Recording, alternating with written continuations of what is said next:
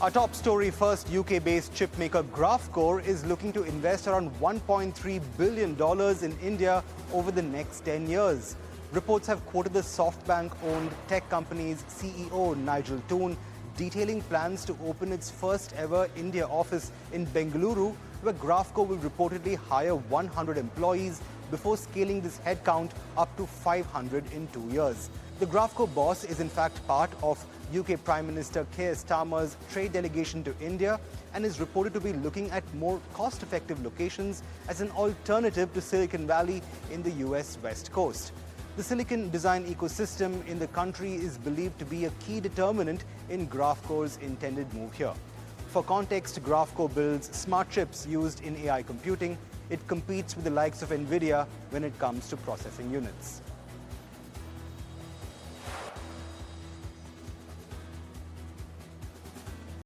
Keeping with tech, Bengaluru-based tech major Infosys has filed a writ petition in the Karnataka High Court against the Director General of GST Intelligence, or the DGGI's 415 crore rupee notice served on the company.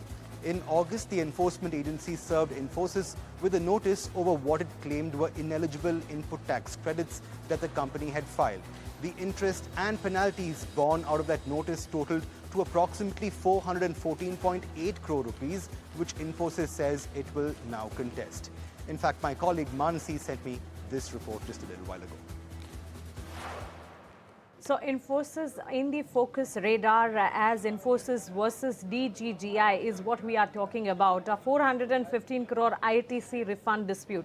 Let's start with understanding what the matter is all about and what has happened actually. The Directorate General of GST Intelligence has issued a show cause notice to Infosys Limited. The notice demands payment of around 415 crore, 414.88 crore to be precise, for ineligible input tax credit refunds plus interest and penalties. The company, it has also issued relates to GST refund claims under zero rated export of services. So this is the scenario at present, the situation and the nature of allegations. If we talk about the DGGI claims Infosys wrongly included service from overseas branches and subcontractors as a part of the export turnover. This inflated the ITC refund claim, allegedly violating Section 54 of CGST Act 2017 and Rule 89 of CGST rule. Such refunds are meant only for genuine zero-rated services is what been said. So these are the nature of allegations. Now on the same, there has been a response which has come up from Infosys as well, which is to be considered. Infosys has denied any wrongdoings and says it has claimed the claims which are being settled by them are legally compliant. It has also stated that there is no current tax demand, only a show cause notice at present, and also has filed a writ petition in the Karnataka High Court on September 19, 2025, challenging the notice's validity. It has also maintained that the notice has no material impact on the financials or operations of the company. So clearly there is a situation where DGGI, the Directorate General of GST Intelligence, has issued a show cause notice on Infosys, wherein the nature of allegations have been reflected, and on the same there has been a response which has come up from Infosys. Now the timeline of events, quickly I'll come up with the timeline of events. It was the May 2025 where the DGGI requested information from Infosys. After giving the information on July 30th, 2025, a pre-show cause notice was issued. Infosys requested more documents and time to respond going ahead, and on the 12th of August 2025, DGGI served formal show cause notice, and lastly September 19 was the latest development or update which came into this matter, where Infosys filed a writ petition in the Karnataka High Court. So this is the entire matter. The Infosys is on the focus radar on the back of this news flow, and there are responses also coming in. We'll keep an eye on this development, and whatever updates come in, we'll keep posting it. Right, Infosys versus the DGGI, they're all set to play out in a courtroom battle. Moving slightly southeast to Tamil Nadu now, the Tamil Nadu government will ensure that the impact of startups across the state reaches everyone. That's the word coming in from Chief Minister Stalin at the state's two-day-long Global Startup Summit in Coimbatore. The Tamil Nadu CM delivered the keynote address at the event and said that the number of startups from Tamil Nadu registered on the centre's unified platform had risen from 2032 in 2022 to well over 12,000 startups today. Stalin noted that a bulk of these companies were run by women and registered a compounded annual growth rate, or CAGR, of 36%, according to data from the Department of Industry Promotion and Internal Trade. Tamil Nadu, remember, is among the few states to push for extra funding for women-led startups, which have received 50% additional funds through the TN Seed program. Right, moving on, but staying with the South and on to a South Central exclusive now. For years, the South India jewelry market was obsessed with gold, but that might soon be changing. Diamonds and lab-grown diamonds have featured prominently in festive shopping bags this year. That's the word coming in from jewelry startup True Diamonds co-founder Darius Mehta, who also believes greater individual purchasing power in these parts may be factoring in this change. Here's a slice of that conversation I had with him.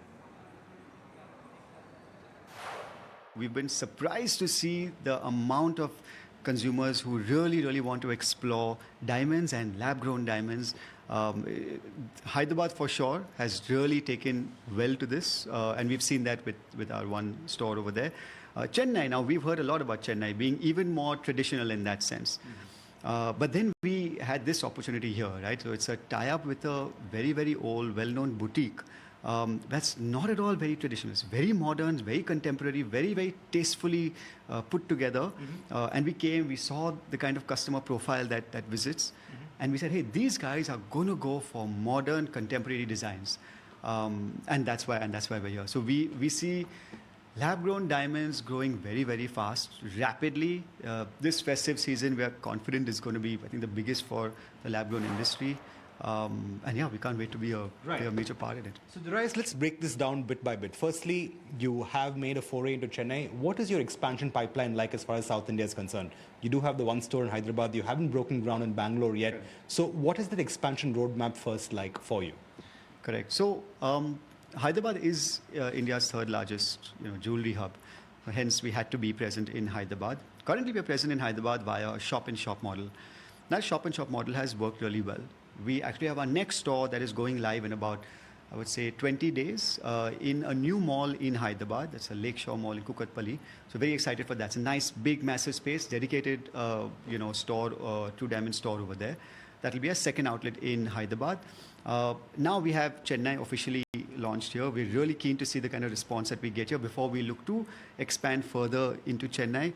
Bangalore has been, we've seen a few options in Bangalore, but none of them that really fit exactly what we were looking for.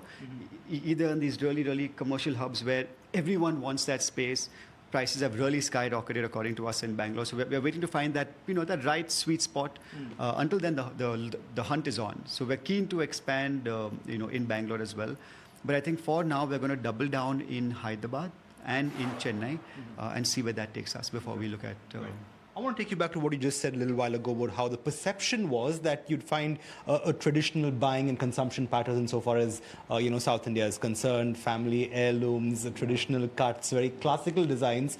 But so much of that is changing, Darius. At least that's what a lot of jewelers tell me, especially those at the forefront of cutting edge, new age, fashionable design, so to speak. But given that the bulk of the market still buys traditional, do you feel you might well be catering to a very niche segment in these southern parts? Yeah, absolutely. But you see, that's how the consumer is evolving today. Who is our consumer? This is not necessarily a family purchase, just like how a wedding or gold is, bought. This is a modern Indian woman who's successful, she's independent, she's doing well in her life. She does not need her family's approval to now make a purchase, right? It's that sweet spot of a evolving consumer that we are targeting. And she doesn't even actually need a man to buy it for her. She's now successful enough to buy her own jewelry, right? And that's a sizable cohort today, and it's growing. And we can actually reach that cohort through the online medium, through social media, and various other ways, unlike traditional retail formats. And that's what we are doubling down on. In terms of last year's festive season versus the festive season that we're just about entering, do you see a bit of a growth in terms of consumption patterns, especially in the lab-grown space, given the fact that people are slowly moving towards that as a solid purchase option? What is the delta you've seen in terms of consumption patterns last year festive season versus the ongoing one? We see a few changes. First of all, a lot more consumption this year when it comes to lab-grown diamonds compared to last year. It's very, very straight up. Gold prices have gone through the roof. So you see a lot of consumers now actually going for 14 karat and 9 karat gold. That's a slightly newer phenomenon right now because of the way gold prices have gone up. We've seen newer metals. We've seen titanium. We launched titanium recently, a huge response to metals like titanium picking up traction with diamonds, natural or lab-grown. But what we've also seen now happening, I think, with confidence growing in the lab-grown space, we've seen bigger necklaces and things like that also moving into lab-grown. Earlier, people would think that it's only for daily wear, but actually everyone's been mistaken. The heavier the piece or the larger the solitaire, the more costly the diamond, the more easier it moves towards lab-grown, and that's where we've seen a huge consumption change.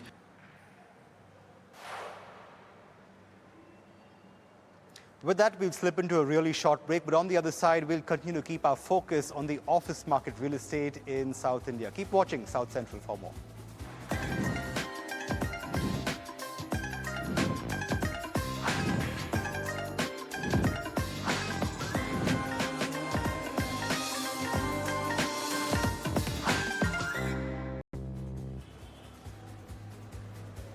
Welcome back. You're watching South Central, your one-stop shop for everything making news from the 5 southern states. Moving on to a South Central exclusive now, 2025 has been nothing short of a stellar year for office space real estate in South India.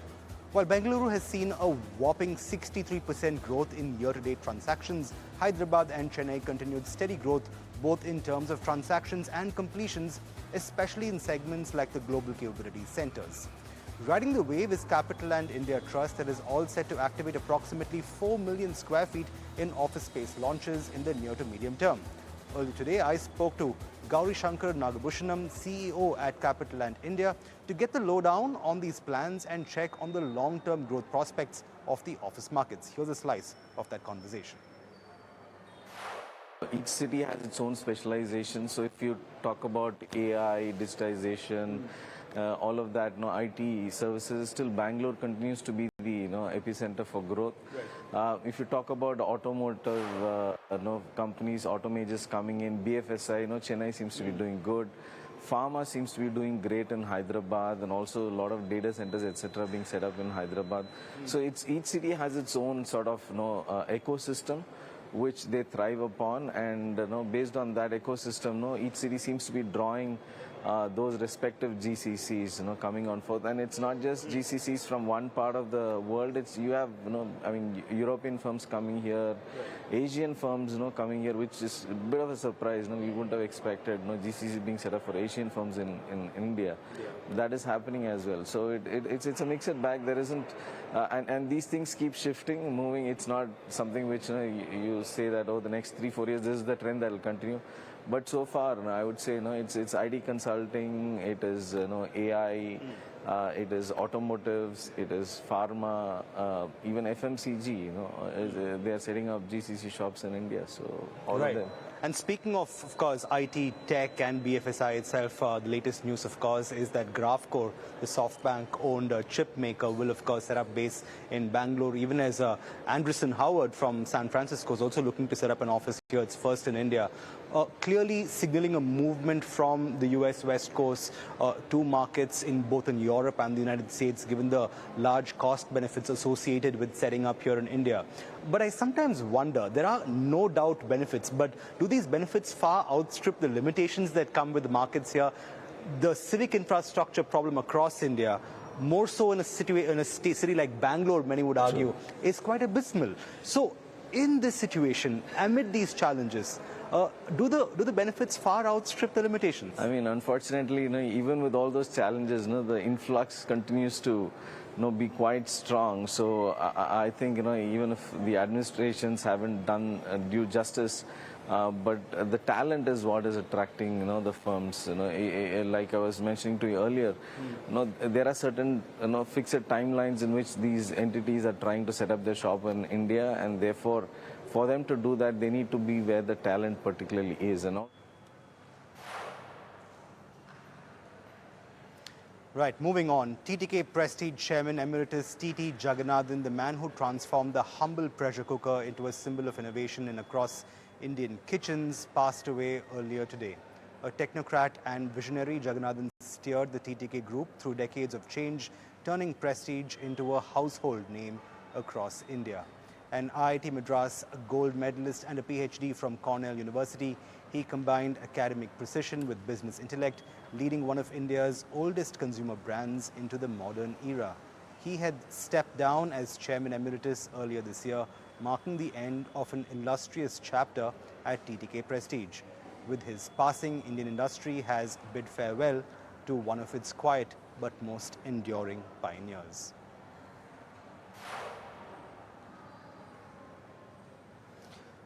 Right. What if assistive technology could become the bridge between limitations and limitless possibilities? Samarth by Hyundai, an initiative by Hyundai Motor India Limited, is paving the way towards an inclusive and accessible world for persons with disabilities, one innovation at a time.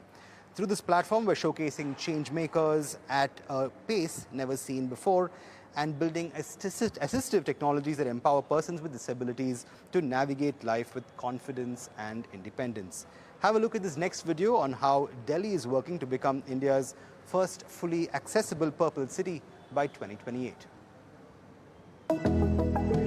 The Inclusive Divyangjan Entrepreneur Association and the Office of the Chief Commissioner for Persons with Disabilities have launched the Sugamya Delhi Abhiyan to make Delhi India's first fully accessible purple city by 2028. As a milestone under this mission, an accessible house has been designed for Shri S. Govindraj, Chief Commissioner for Persons with Disabilities, setting an inspiring example of inclusivity for all. This house was allotted for me in the month of May, and we had a brainstorming session to make it accessible home. This could be an initial one, and in the days to come, they can make it much more better, and a lot more accessibility features can be adapted to make it more inclusive and accessible. Today what you are seeing is an accessible house created by the government with minor adaptations. We are talking to a number of RERAs, which are regulatory bodies for group housing, etc. And then, as I was saying, we need to train the architects, existing architects, and the students who are studying architecture. We are aiming to make 65% of Delhi's building accessible. We want to create sort of a model home, to create it like a symbol of accessibility. The brief that I had been given for making the home accessible was to make the space as comfortable as possible for him so that he can navigate independently. Accessibility can't be an afterthought. It has to be well perceived in the conception stage itself, because accessibility is a gateway for inclusion. This accessible home is a step forward in making Delhi truly inclusive. Initiatives like these align with the spirit of Samarth by Hyundai, which envisions a world without barriers for persons with disabilities.